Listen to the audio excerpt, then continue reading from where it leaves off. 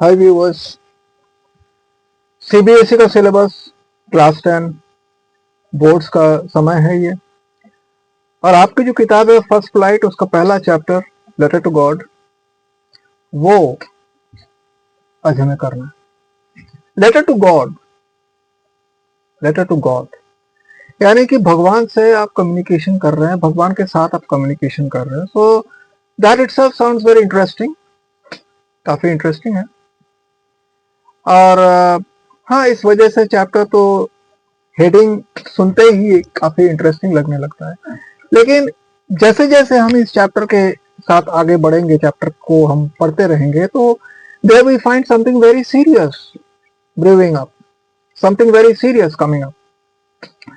देखिए, चैप्टर में तो लीड कैरेक्टर लेंचो है और he is the protagonist of the story. Protagonist ये वर्ड हम तब यूज करते हैं जब कोई सेंट्रल कैरेक्टर को हम मीन करते हैं, कोई लीड कैरेक्टर को मीन करते हैं, तो that is the protagonist of the story. तो यहाँ लेंचो प्रोटैगनिस्ट है, अच्छी बात। और लेंचो का साथ उसका फैमिली भी है, कुछ बच्चे और उसकी बीवी। So he lives in a very peaceful place, बहुत ही अच्छा एक जगह में वो रहते हैं। और अब उसमें बहुत नेचुरल ब्यूटी है, नाइस लैंडस्केप, उसका खुद का एग्रीकल्चरल फील्ड है, वो उसका ऑक्यूपेशन एग्रीकल्चर है। फैमिली काफी प्रॉस्परस लगता है, non interfering kind of homestead है उसका। यानी कि उसके घर और उसके आसपास में डिस्टरबेंस किसी भी तरह का या पब्लिक डिस्टरबेंस ये सब नहीं, अपने मन के मुताबिक ये लोग रह रहे हैं। वेरी हैप्पी फैमिली, ए प्रॉस्परस फैमिली, अच्छा से इनका दिन चल रहा था। अब इसके बाद क्या होता है, the story suddenly takes a turn. Agriculture के ऊपर बेस्ड है ये, फैमिली का ऑक्यूपेशन जो है ये एग्रीकल्चर है। तो जाहिर सी बात है कि बारिश के समय बारिश होगी, धान पकेगा, जो भी गेहूं वगैरह जो भी कुछ वटेवर। तो क्रॉप्स का फ्लरिश होने का समय था और बारिश की जरूरत थी, तो Lencho was expecting some rain, और बारिश आई भी। लेकिन बारिश इस तरह से आई कि फील्ड, जो एग्रीकल्चरल फील्ड था, उस पर समझ लो कि जैसे कहर गिर गया।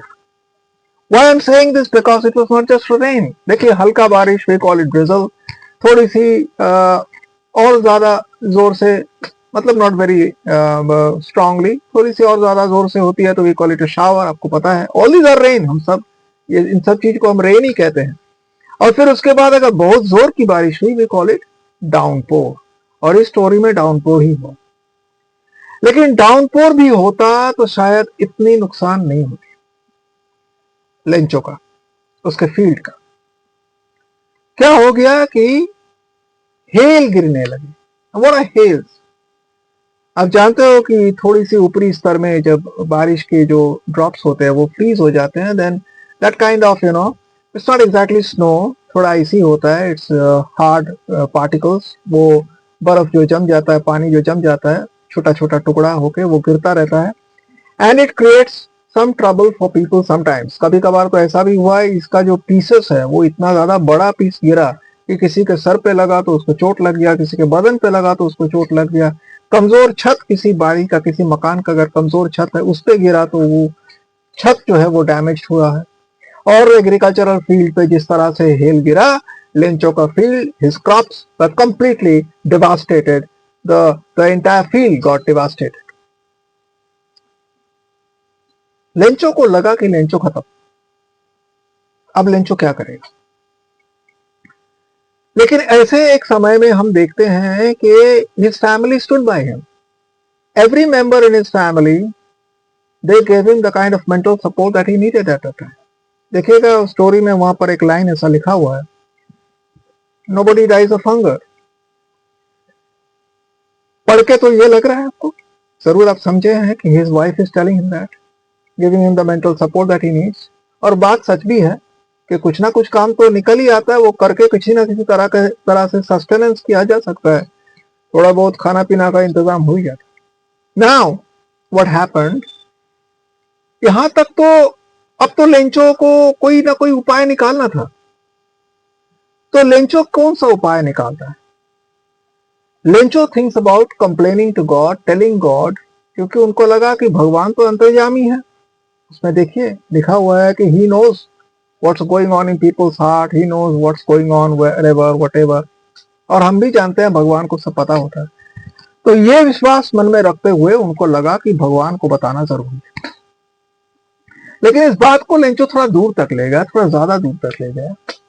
उनको लगा कि वो अब भगवान को लेटर लिखेंगे, और सचमुच में वो लेटर लिखा भी और जाके पोस्ट ऑफिस में उसे पोस्ट भी कर दिया। यहां तक हमने आपको बताया, लेकिन जिस पोर्शन को हमने अभी अभी एक्सप्लेन किया उसमें कुछ बातें हैं। There are some figures of speech. देखिए शुरुआत में जहां लेंचो का होमस्टेड के बारे में डिस्क्राइब किया गया है, there is a beautiful image created about his homestead. तो वहां पर जो फिगर ऑफ स्पीच का यूज हुआ है दैट इज कॉल्ड इमेजरी। ठीक है, a nice image of his house has been clearly portrayed, अच्छी तरह से विविडली। और उसके बाद जो फिगर ऑफ स्पीच का यूज होता है वो इन बारिश के बारे में, ये सब के बारे में बताते हुए सिमिली और मेटाफोर का यूज। तो हम आपको अब बताएंगे ये सिमिली कहाँ कैसे हमको मिल रही है, और ये जो मेटाफोर है ये भी कहाँ किस तरह से अप्लाई किया गया है। Okay, so let us come to that. तो देखिए फिगर्स ऑफ स्पीच किस तरह, क्या क्या फिगर ऑफ स्पीच आपको इस स्टोरी के दौरान आपको देखने को मिलता है। फिगर ऑफ स्पीच नंबर 1, तो लेंचो का घर का डिस्क्रिप्शन, यानी कि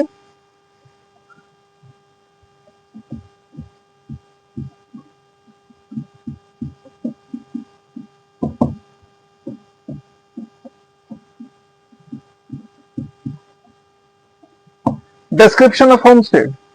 अब ये कौन सा फिगर ऑफ स्पीच है? ये है इमेजरी, ये है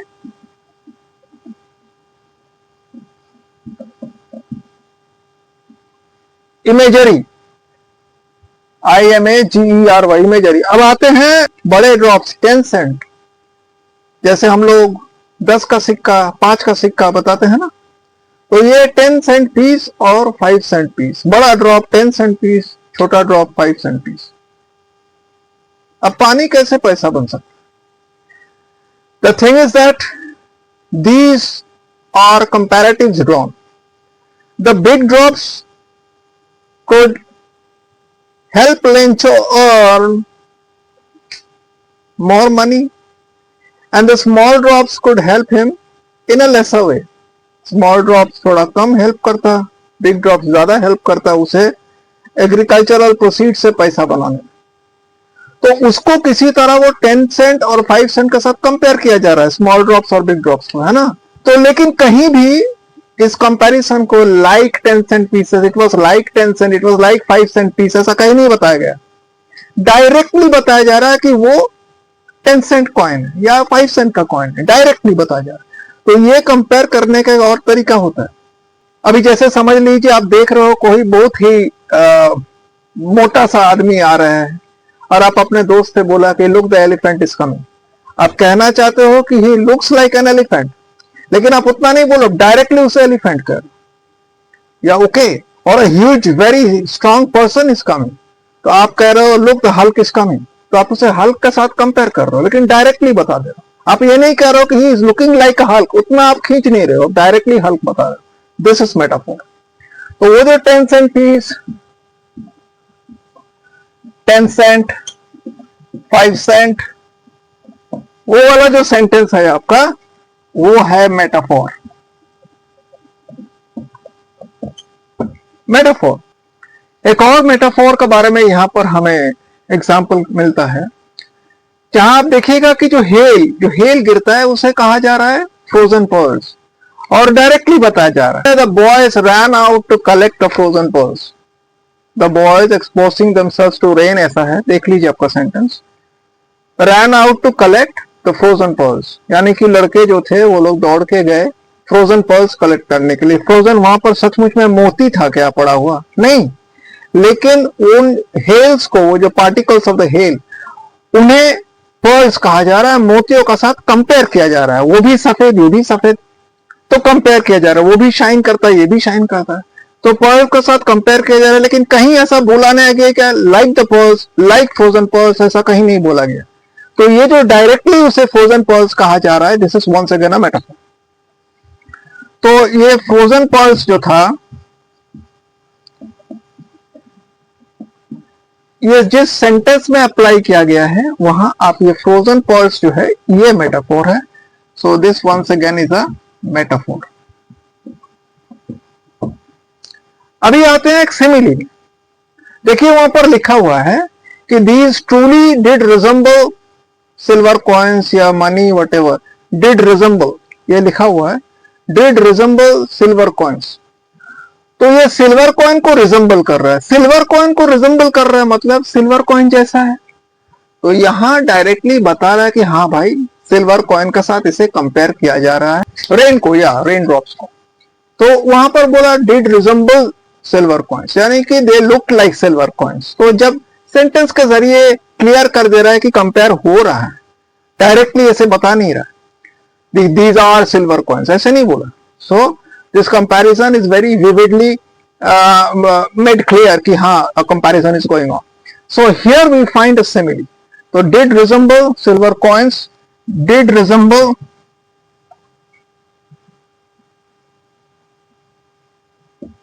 silver coins,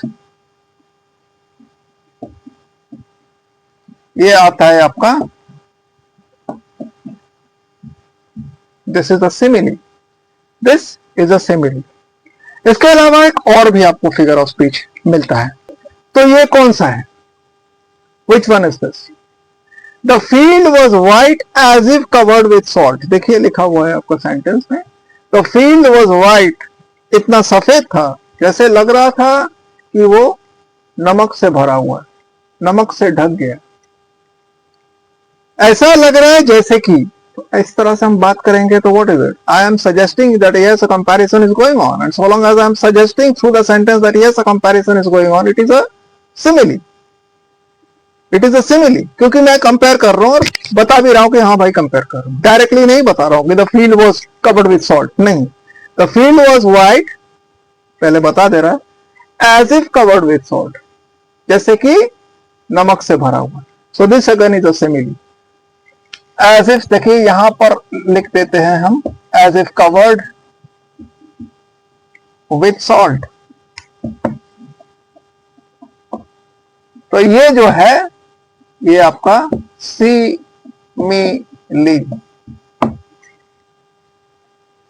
is that clear? As if covered with salt, ये आपका सिमिली। तो सिमिली मेटाफोर, सिमिली मेटाफोर वहां पर कई सारा है, एक बार फिर से बता देते हैं। 10 cent 5 cent, that's a metaphor. Frozen pearls, that's a metaphor. Did resemble silver coins, ये होगा न्यू सिल्वर कॉइन्स, वो न्यू लिखा हुआ था। Did resemble new silver coins, a simile, and here as if covered with salt, again a simile. So these are the figures of speech you need to remember and keep in mind. Okay, लेकिन हाँ, जो मैं figure of speech अभी आपको बता रहा हूं, इसकी ये थोड़ा आपको समझना पड़ेगा। ऑलरेडी मैं आपको एक्सप्लेन कर चुका हूं कि पोस्टमास्टर ने बड़ी उम्मीद से कुछ अपने साथियों का हेल्प लेकर के जो है लेंचो को मदद किया, लेकिन लेंचो खुश होने का बजाय he was very sad, he was very upset. I mean, rather he was angry. He was angry. Yeah, he had a lot of grievance in his mind, and he complained to God, and he considered all those people at the post office to be crooks. The staff of the post office, उन्हें उनको लगा था कि ये जो है ये crooks है. This is the irony. तो irony को आप जब explain करोगे, irony को आप जब explain करोगे, what was the irony in the story, तो उसके लिए ठीक है एक आंसर लगेगा जो कि हम आपको दे ही देंगे। पहले तो क्वेश्चन, फिर उसके बाद answer. You'll get it very soon, yeah, followed very closely with this class that's going on. लेकिन अगर शॉर्ट में याद रखना पड़े तो आप उसे कैसे याद रखोगे?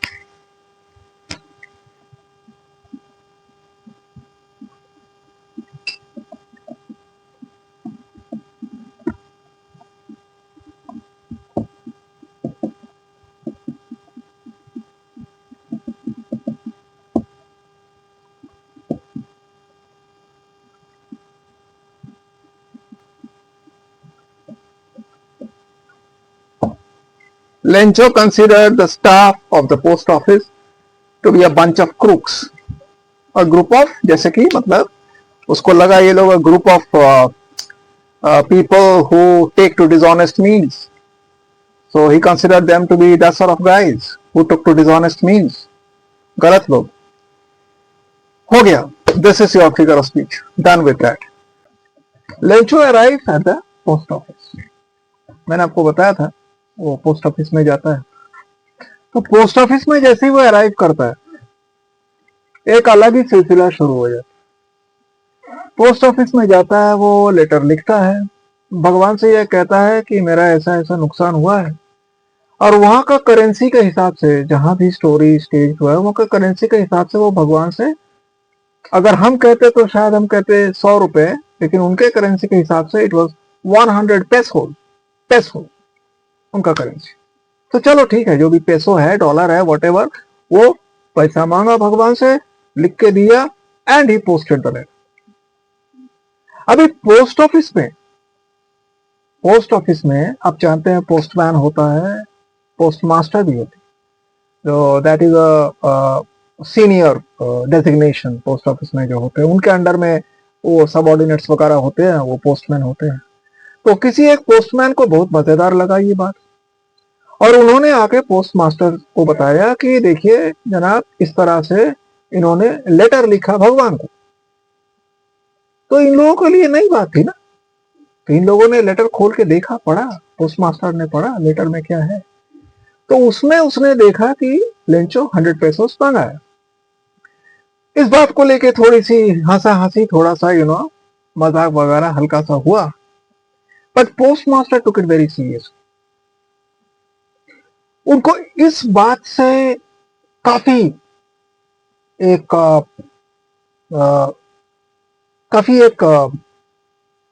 he was very, what should I call it, he was very influenced.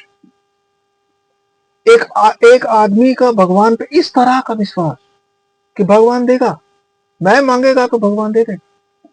तो ये विश्वास जो था लेंचो के अंदर, उस विश्वास को पोस्ट मास्टर ने सोचा कि इसको टिका के रखना चाहिए.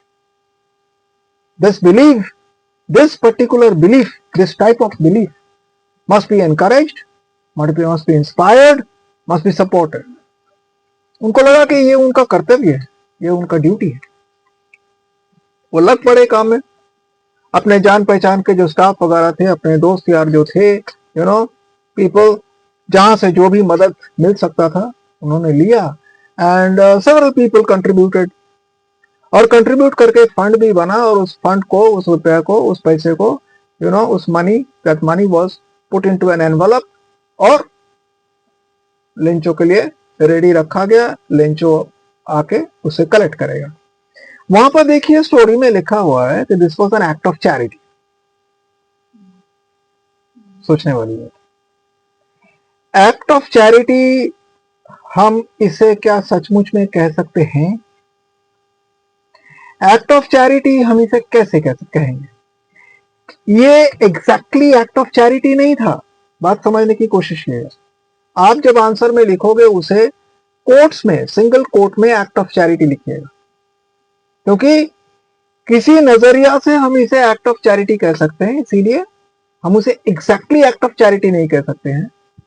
In the words of the writer वो एक्ट ऑफ चैरिटी हो सकता है. In the consideration of the people in the post office वो एक्ट ऑफ चैरिटी शायद हो, लेकिन ये एग्जैक्टली जनरली हम इसे एक्ट ऑफ चैरिटी नहीं कह सकते. तो इसीलिए आप जब एग्जाम में लिखोगे तो उसे सिंगल कोट में डाल दोगे. वैसे भी मैं जब आपको फेयर आंसर देगा तो उसमें आप देखोगे मैंने एक्ट ऑफ चैरिटी को किस तरह से एक्सप्रेस किया है, किस तरह से एक्सप्लेन किया है. वो एक्सप्लेनेशन मैं आपको अभी दे देता है. क्वेश्चन आंसर में तो रहेगा ही. देखिए, पोस्टमास्टर ने चैरिटी किसको कहता है? कि हमने किसी को कुछ मॉनिटरी हेल्प दिया, दया किया, मॉनिटरी हेल्प दिया. बेचारा गरीब आदमी, मॉनिटरी हेल्प, कुछ कहीं कंबल दे दिया जाता है, कहीं खाना दे दिया जाता है. बेचारा गरीब, बेचारा फंसा हुआ है, ये सोच के. लेकिन पोस्टमास्टर ने ये सोच के लेंचो को मदद नहीं किया. पोस्टमास्टर ने लेंचो को मदद किया ताकि लेंचो के अंदर भगवान के प्रति जो विश्वास है वो अटूट रहे, वो अटूट रहे. सो ये चैरिटी कैसे हुआ? Of course it was a help, it was a great help, It was done with a very noble kind of, what should I say, very noble thought in mind. But it was not exactly charity. Post office के जो employees लोग, जो लोग उस fund में contribute किया, उन्होंने, हो ही सकता है ना कि उन्होंने कंट्रीब्यूट क्यों किया, भाई सीनियर ऑफिसर ने बताया तो चलो हम थोड़ा कर देते हैं, ये हो सकता है। पोस्ट मास्टर के जो दोस्त लोग थे, अगर किसी ने कोई कंट्रीब्यूट किया, क्यों किया? फ्रेंडशिप के खातिर, कि यार दोस्त ने बताया चलो हम लोग भी इसमें लगे पड़ते हैं। तो ये एग्जैक्टली चैरिटी नहीं चल रहा था, ठीक है, लेकिन चलिए फंड बन गया, और फंड जैसे ही बना तो उसे एनवेलप में डाल के लेंचो के लिए रेडी रखा गया। अब स्टोरी एक बहुत ही अनएक्सपेक्टेड टर्न लेता है, और वो टर्न क्या है? लेंचो पोस्ट ऑफिस आता है, और पोस्ट ऑफिस में वो इस एनवेलप को कलेक्ट करता है, खोलता है, इसमें 70 पेसोस होता है, not exactly 100. I mean, these people couldn't collect those 100 pesos. They tried their level best and they could finally gather some 70 pesos. Okay, so 30 pesos कम था। लेंचो was very infuriated, भयंकर गुस्सा हो गया उसके मन में, ठीक है। उसका एंगर, उसका ग्रीवेंस, उसका जो अंदर से जो कंप्लेन, वो बहुत ज्यादा था। सोचिए, उसको बैठे बैठे 70 पेसोस मिला है, लेकिन उस 70 पेसोस के लिए वो खुश होने का बजाय वो जो 30 पेसोस कम मिला, उसके लिए उनका गुस्सा जो है फूट पड़ा। भगवान को उन्होंने कंप्लेन किया, एक लेटर लिखा फिर से वहीं पर ऑन द स्पॉट, और उसमें उन्होंने लिखा कि भगवान जी, अगर अगला बार आप जब भेजोगे वो 30 पेसोस कम है, मेरे को भेजना, लेकिन इन पोस्ट ऑफिस के जो डिसऑनेस्ट लोग हैं, इनके जरिए मत भेजना। यार क्रुक्स वर्ड है वहां पर, आप देखिए पर लिखा हुआ है क्रुक्स, यानी कि बदमाश, कमीने लोग, डिसऑनेस्ट पीपल। बहुत जोर का झटका लगा पोस्ट मास्टर को, क्योंकि पोस्ट मास्टर जब अपना केबिन में बैठ के, वो जब अपना केबिन में बैठ के एक्सपेक्ट कर रहा था कि लेंचो के चेहरे पे हंसी देखने को मिलेगा, तो उसके मन में उम्मीद थी, उनके अंदर में एक सेटिस्फैक्शन को वो पूरा करना चाहता था, एक फुलफिलमेंट ऑफ अ सेटिस्फैक्शन वो चाहता था कि भाई इस आदमी को के चेहरे पे मैंने हंसी ला दिया। But that was shattered, that desire was shattered. उनको झटका लगा, ये क्या हो गया, मैंने इतनी कोशिश की और इसको तो मिला ना भैया, जहां इसके पास कुछ नहीं था, डिवास्टेटेड कंडीशन है, तो 70 पेसोस मिला। But this is the kind of reaction जिन लोगों ने लेंचो के लिए किया, उनको लेंचो ने क्या बताया? क्रूक्स। तो स्टोरी में अगर हम लेंचो का कैरेक्टर पोर्ट्रेयल करेंगे, now I am coming to this, अभी हम आपको वो पॉइंट्स, उसका कैरेक्टर का जो पॉइंट्स हो मैं आपको लिख के दिखा देगा, उसके बाद तो क्वेश्चन देगा। देखिए, ये एक बहुत ही संजीदा किस्म का सिचुएशन था, you know, very serious of course. क्या हुआ? Very shocking, you know, very shocking. Actually हम पहले से जब देख रहे हैं ना, हम देख रहे हैं लेंचो बहुत ही अस्थिर, बहुत ही, you know, he was very restless. बारिश हो नहीं रही थी, बारिश नहीं हो रही है, बारिश नहीं हो रही है, you know, he was waiting very longingly. इतना भी बुरा हाल नहीं था, बारिश अगर 1-2 दिन बाद भी हो जाता, nothing wrong, nothing was going to be wrong in that. लेकिन उसको बारिश तभी चाहिए था, चलिए भगवान ने उसकी इच्छा पूरी कर, बारिश आई। लेकिन बारिश ने, when the rain was followed by the kind of hailstorm and all, तो उसके बाद जब फील्ड डिस्ट्रॉयड हो गया तो लेंचो होपलेस हुआ, लेंचो का मन में दुख हुआ, लेंचो डिसअपॉइंटेड हुआ, लेकिन इतना डिसअपॉइंटेड कि वो सोचा अब और कोई उपाय नहीं है, अब और कुछ नहीं किया जा सकता। तो काफी इस तरह का कैरेक्टर को हम क्या कह सकते हैं? इसे हम इम्पल्सिव कह सकते हैं, जो पल भर में खुश, पल भर में दुखी, पल भर में डिसअपॉइंटेड, पल भर में हताश, despair was in his mind, very rapidly growing, you know. वो उसको लगा कि कुछ नहीं किया जा सकता। एक एंटरप्राइजिंग शख्स जो है, एन एंटरप्राइजिंग पर्सन, उसको जब एक डायरेक्शन में जब उसको रुकावट मिलता है, आप लोगों को क्या कहा जाता है? What are you told? Motivation. जब आप लोगों को मोटिवेशन सिखाया जाता है, क्या सिखाया जाता है? कि लाइफ में जो है, अगर कभी झटका लगा तो बैठने ही जाने का, you can not sit back, you have to fight back. लेकिन लेंचो का फाइट बैक का कोई हम लोग कुछ देखते नहीं। Lencho just let it go. I mean he was just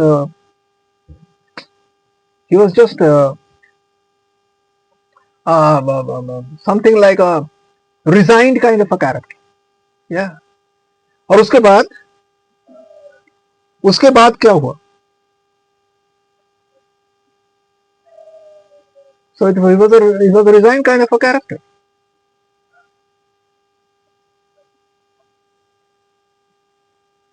तो क्या हुआ?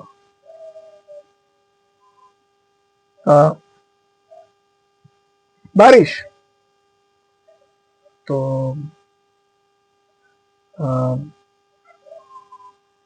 हाँ, तो वो बिल्कुल upset, he was very upset. ठीक है।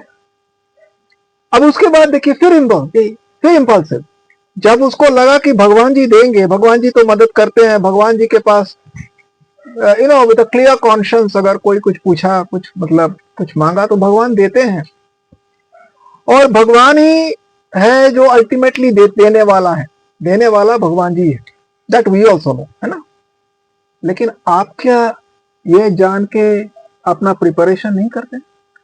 बोर्ड एग्जाम के लिए पढ़ाई नहीं करते हैं, बैठे रहते हैं और भगवान को कहते हैं कि भगवान जी मेरे को पास करा दो। आपको मेहनत करना पड़ता है। कभी कभी मेहनत करने पर भी शायद आपको उम्मीद कुछ ज्यादा मार्क्स के लिए है, उतना नहीं मिला, थोड़ा कम मिला, होता है कि नहीं होता? But Lencho was not ready to accept all this things. He was not ready to accept the reality. पता नहीं वो कौन सा जगत में खोया हुआ था। He was not ready to accept the reality. उसको लगा भगवान से वो मांगा तो उसको मिलेगा। यहां हम देखते हैं, पहले क्या मैं बताया? इंपल्सिव बताया। अब मैं क्या बता रहा हूं? इम्प्रैक्टिकल। लाइफ का रियलिटी जो है वो ये हमें सिखाता है कि जिंदगी इतनी आसान नहीं है कि भगवान जी से मांगा, आके घर में बैठ गया और भगवान जी ने मेरे को पकवान खिला दिया।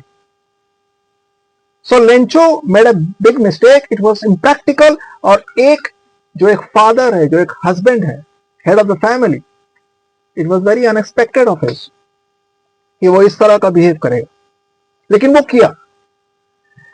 अब चलो वो भी किया। जब उसको पैसा मिला तो उसको एक बार भी ऐसा नहीं लगा कि भगवान जी क्या चल के आए थे और एनवलप में डाला और उसको दे दिया, ऐसा कुछ हुआ। ये कैसा बिहेवियर है? और वो 70 पेसोस के लिए ग्रेटिट्यूड, उसका क्या? जो उसको मिला, जो वो पॉकेट में लेके निकल गया, घर चला गया, उसके लिए ग्रेटिट्यूड। 30 पेसोस के लिए गुस्सा हो सकता है, 70 पेसोस के लिए अजीब बात है। This is very complicated and to some extent it sounds very awkward also.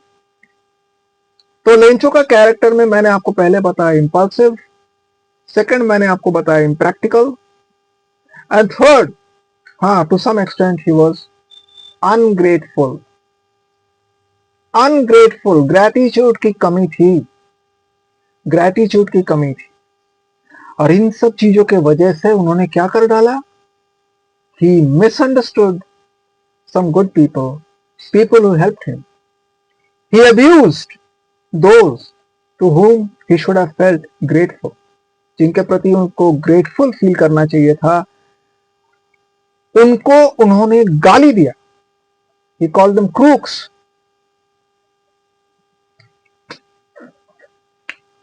Story में बिफोर कंक्लूडिंग हमें दिख रहा है कि there is a big patch of irony. और ये एलिमेंट ऑफ आयरनी हमें कहां दिखता है? कि कुछ लोगों ने ये उम्मीद किया कि लेंचो को हेल्प मिल जाए, लेंचो का विश्वास भगवान के प्रति अटूट रहे, उन्होंने उसको मदद किया। लेंचो ने लेकिन खुश होने का बजाय उन्होंने इन लोगों को उल्टा गाली बकती है। So this was a clear example of irony.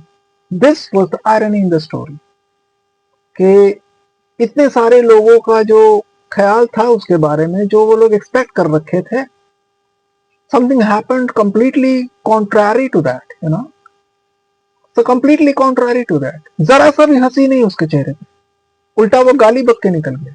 This was the irony in the story. Question में मैं आपको क्वेश्चन इस पे देगा और बाद में तो आपका आंसर आप भेजिएगा, आप लिखिएगा. और वैसे नेक्स्ट मतलब इसमें वीडियो में आपको फेयर आंसर भी मिल जाएंगे. सो लेट मी नो कैसा आपको लगा.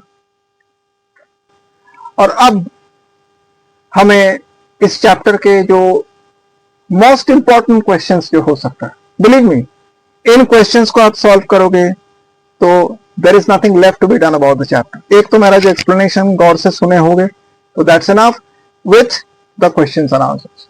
आई will be giving you the questions, अभी आप लो and you give me answers. आप ट्राई करो, give the answers to me. और तुरंत अगला जो हमारा एपिसोड रहेगा उसमें I will be giving you the fair answers. लेकिन you try. Let me see what sort of answers you are writing. Try करो, okay? Let us participate together.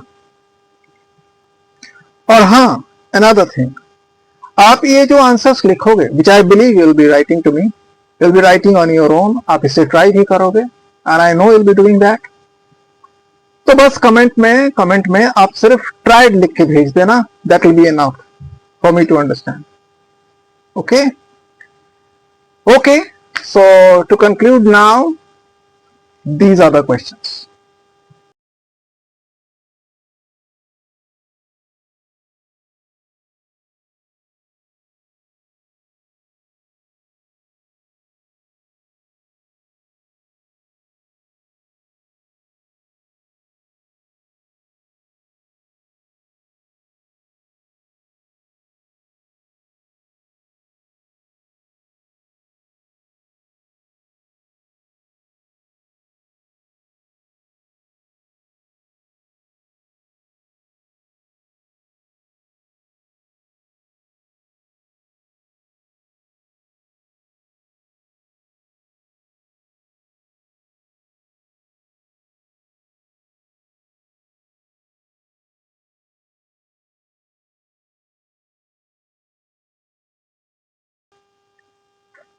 I think you should also stand by and enjoy the classes.